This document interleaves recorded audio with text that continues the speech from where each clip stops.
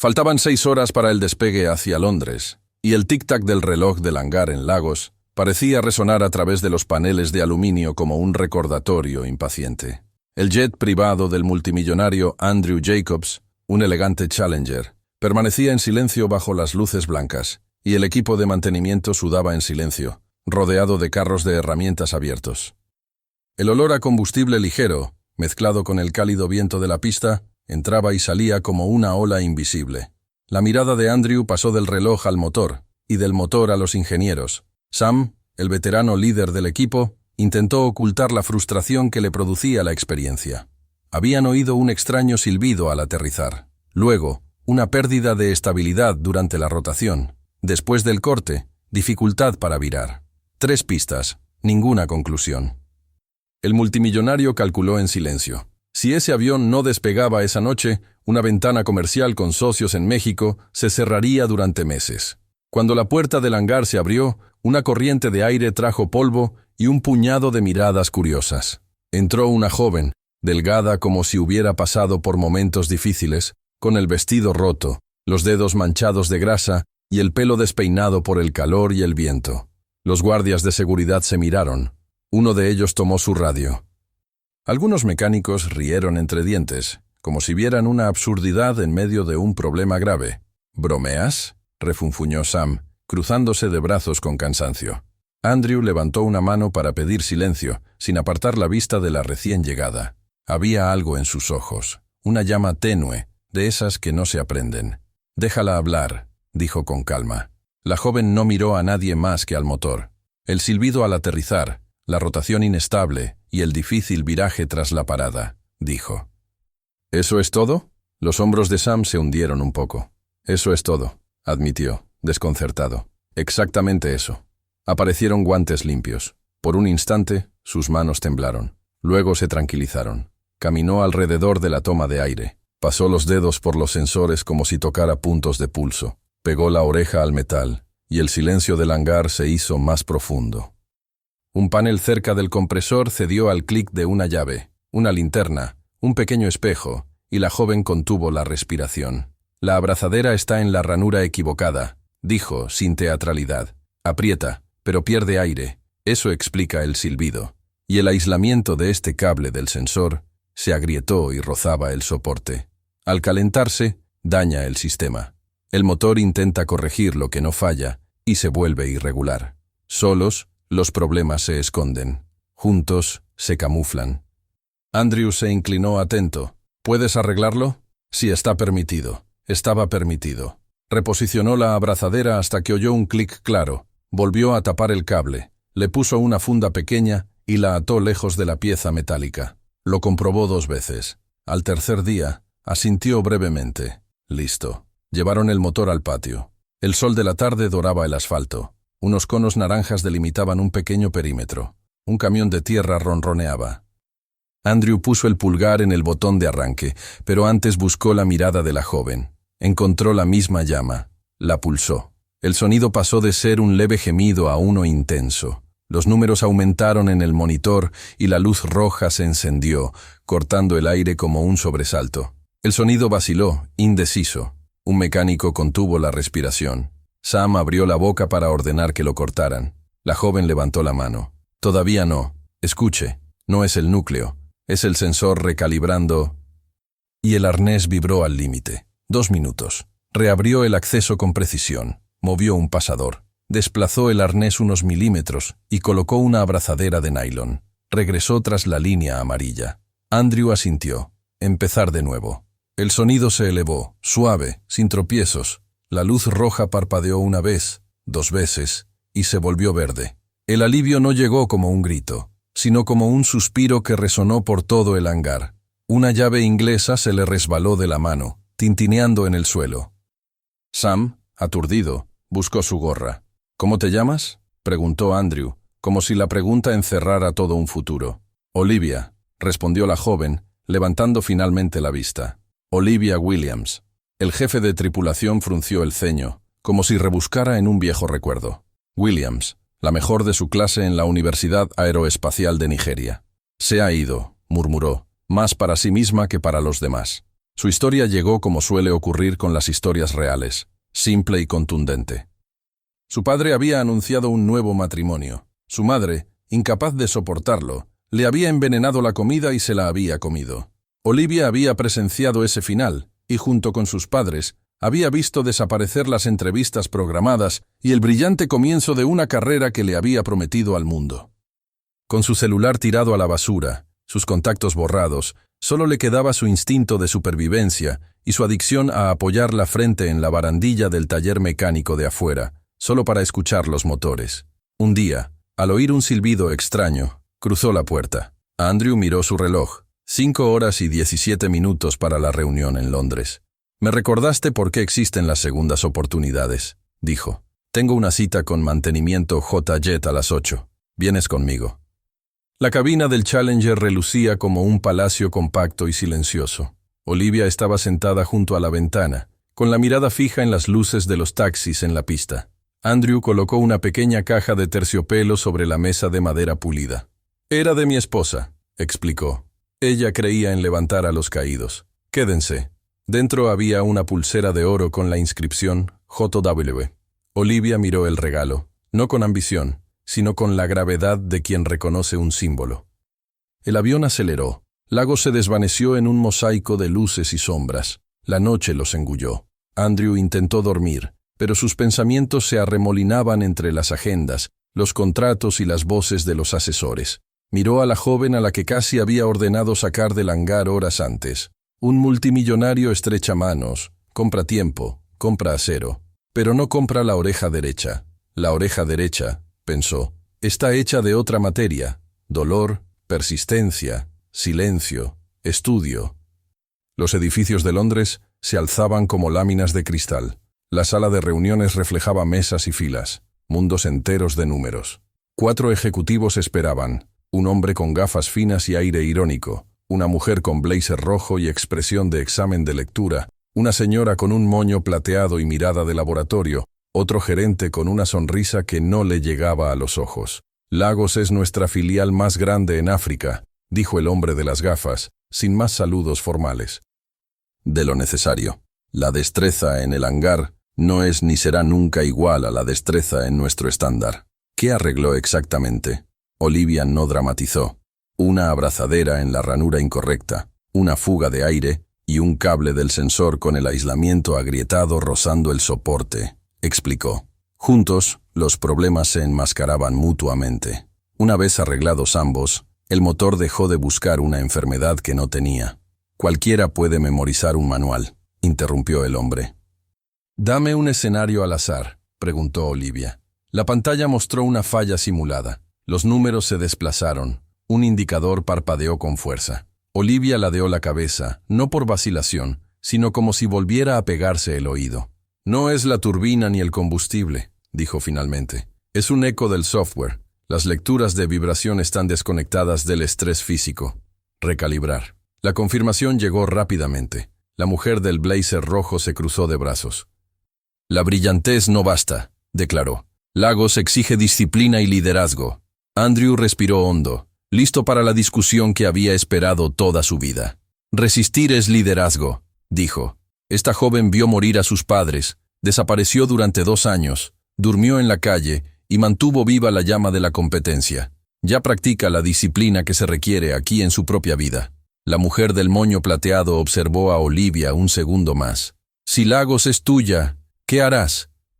«Te convertirás en la sucursal más rentable, no por bravuconería, sino para demostrar que ninguna tragedia puede sepultar el talento». La respuesta quedó suspendida en el aire. El silencio, como si alguien activara un jurado privado en cada persona de la mesa. Finalmente, la señora del moño asintió casi imperceptiblemente. El hombre de las gafas suspiró. La mujer del blazer rojo frunció los labios. No fue un sí formal, pero fue un sí.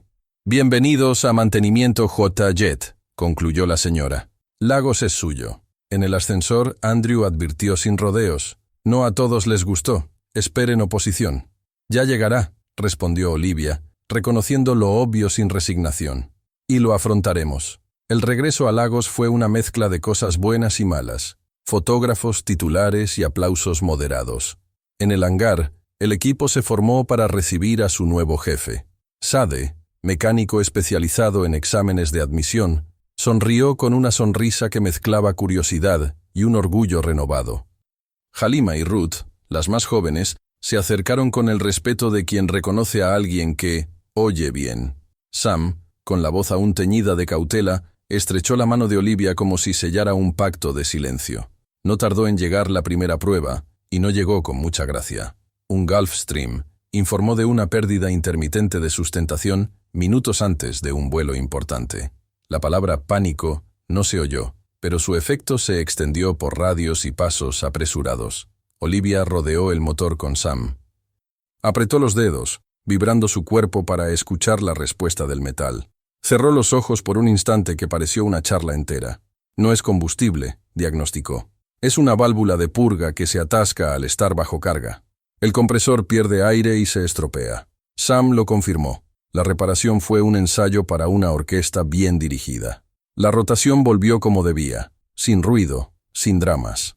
El cliente sonrió con la sonrisa de quien casi pierde algo importante. El equipo vitoreó. En la esquina, Adwale, el director regional, el hombre del apretón de manos gélido, apretó los labios, y ahí se formó la primera mueca pública de orgullo herido. Los días siguientes trajeron consigo los habituales saboteadores discretos. Una caja de abrazaderas casi idénticas a las especificadas, pero no idénticas. Tornillos con tolerancias incorrectas, mezclados con lotes correctos. Correos electrónicos que se perdieron cuando más importaban. Olivia no eligió el camino del escándalo. Sentó piedra a piedra una base ineludible. Inspección fotográfica en cada ajuste. 2 vistazos a cada pieza entrante. Trazabilidad del lote contrastada con el inventario. Sade, con humor irónico, calificó el nuevo protocolo de Light.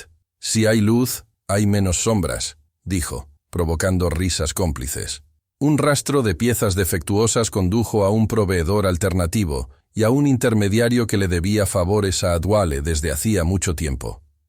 No había papeleo para acusar al director. Había coincidencias a su alrededor. Olivia llamó a todo el equipo al centro del hangar y habló en voz baja. Quien sabotea piezas, sabotea a la gente, dijo. Y aquí no saboteamos a la gente. Cada tornillo tendrá 2 ojos. Cada ajuste tendrá una fotografía. Cada lote tendrá un rastro. Si intentan derribarnos, se tropiezan en el proceso. El anuncio no se convirtió en un grito, pero sí en un efecto. Andrew, a su vez, trajo el horizonte con un sobre. Si Lagos mantenía el índice durante 15 días, se abriría una línea express con Toluca, México, con la posibilidad de extenderse a la IFA. El multimillonario habló de hojas de cálculo, pero sus ojos delataban algo más. El sueño de un puente. Olivia extendió los 15 días en una pared. Día 1. Escucha. Volvió a escribir. Debajo, 3 palabras. Personas, proceso, cliente, que se repetirían como estribillo. El día 1 llegó con lluvia que convirtió la pista en un espejo. El día 3, con un tornillo que reflejó microfisuras antes de convertirse en un problema. Halima lo vio en el visor de la cámara. El día 5, con un tropiezo de Ruth que se convirtió en un entrenamiento organizado de carritos. El día 7, con un cliente de mucho tiempo que vino a solo escuchar y se fue con un contrato de mantenimiento preventivo. El día 10, con un intento de revisión fuera de horario contenido por correo electrónico. Y una copia a Londres. El día 12, con un ruido de viento cruzado en el micrófono de prueba, archivado por Sade en el banco de audio, como ruido que parece un problema pero no lo es. El día 15, Andrew trajo 2 sobres. La confirmación de la ruta express Lagos-Toluca y 2 boletos a Ciudad de México. Allí, una ingeniera llamada Ana Sofía, del hangar de Toluca, quería aprender el método. Olivia aceptó, pero puso una condición. Viajaría después de consolidar el índice y capacitaría a 2 reemplazos directos para cuando ella estuviera fuera. Sade, Halima y Ruth ocupaban ahora lugares estratégicos en el diagrama del hangar. El vuelo a México fue más tranquilo que la travesía a Londres. Andrew descansó en fragmentos. Olivia, no. Revisó el oído fino, un banco de audio que Sade había bautizado y que el equipo alimentó con una disciplina casi religiosa. Cada sonido sin problemas se convirtió en una referencia, cada sonido problemático, en una lección. Toluca recibió a la delegación con montañas de guardias que se acercaban al aeropuerto como un sólido abrazo. El hangar, más pequeño que el de Lagos, tenía un orden discreto que recordaba al que surgió en Nigeria. Ana Sofía, con la mirada firme y las mangas arremangadas, saludó a Olivia con la precisión de quien habla poco y entiende mucho. Las dos empezaron por el principio. Motor, oído, silencio. El lenguaje era el de las manos, el del ojo que mide distancias sin regla, el del oído que pierde la paciencia con las largas descripciones y pide de inmediato, déjame escuchar. En la sala de pizarra, señalaron cuellos de botella, estrangularon flujos inútiles y crearon atajos legítimos. Lagos a un lado, Toluca al otro, como flechas entre ellos. Andrew observó cómo surgían las filas y reflexionó que algunos acuerdos nacen sin contratos. Cuando apareció el primer caso real, un avión de Monterrey con un silbato reportado por el piloto, Olivia no quiso el papel de salvadora pública. Le pidió a Ana que liderara, manteniéndose a medio paso de distancia. El problema no era el mismo que el de Lagos, pero tenía un aire familiar, vibración de banda estrecha causada por una pieza demasiado pequeña. La reparación fue quirúrgica. El empresario dueño de la aeronave, sin tiempo para retórica, firmó rápidamente todo y dejó una frase que, sin querer, sirvió de eslogan: gente que habla poco y cumple. En cuestión de días, Ouvido Fino había adquirido Toluca 1 y Toluca 2. Andrew trajo entonces una invitación que combinaba utilidad y simbolismo, una reunión en AIFA, con administradores que querían escuchar el método. Los dos ingenieros asistieron. Hablaron de registros que protegen, de fotos que evitan disputas, de dos ojos que valen más que el papeleo de un ensayo. No prometieron milagros, prometieron método. Salieron y se sentaron en la acera, riéndose del nerviosismo que no habían tenido tiempo de sentir antes. ¿Cuándo supo que sería así?, preguntó Ana, usando la tercera persona con la delicadeza de quien respeta la historia ajena. Cuando oyó el primer silbido, y alguien la dejó intentarlo, respondió Olivia, esta vez hablando de sí misma, como si contara una leyenda que ya no le pertenecía. Lagos los recibió con algo más que abrazos. Los recibió con nuevas trampas. Adwale, sintiendo que su liderazgo se le escapaba de las manos, intentó avivar el resentimiento.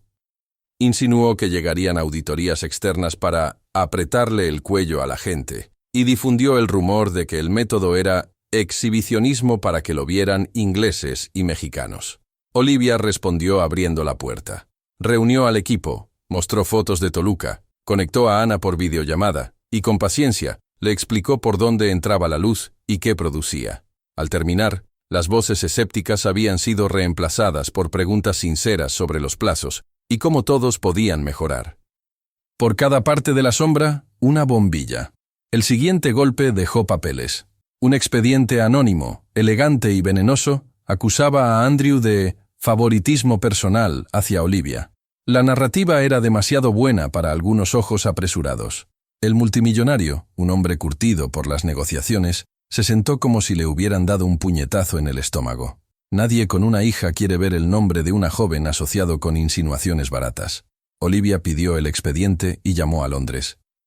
Él personalmente solicitó una auditoría completa y le pidió a Adwale que fuera el punto de contacto local. La transparencia no era un espectáculo, era el centro de atención.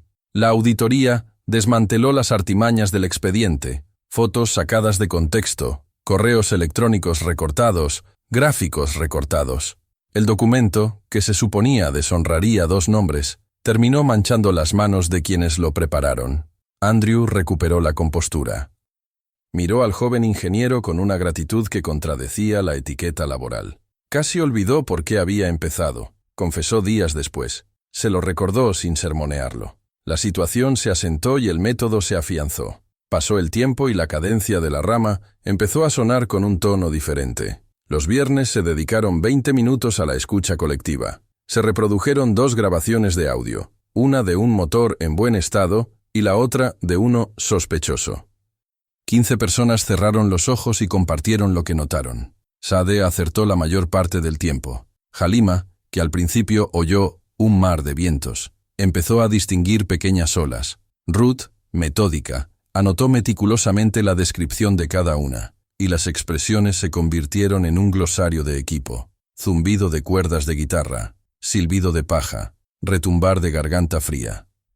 El puente a México dejó de ser flechas en el tablero para convertirse en frecuencias de radio, correos electrónicos con fotos de piezas, informes que cruzaban océanos en minutos. En el mural, Toluca y Haifa pasaron de la pintura a la operación. Un empresario de Puebla pasó por Lagos y se fue en 3 días con el mantenimiento preventivo aprobado, elogiando que aquí a nadie le gusta la charla ociosa. El hijo de Andrew, Jerry, caminaba con hojas de cálculo en brazos y una voz serena.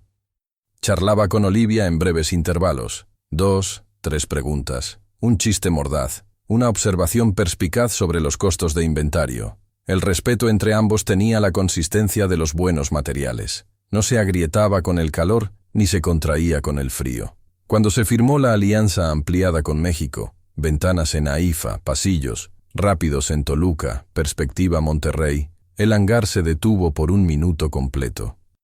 Los aplausos discretos se convirtieron en palmas abiertas, los abrazos contenidos en risas alegres. Sade dibujó un puente en la pared con líneas punteadas que se convirtieron en líneas continuas.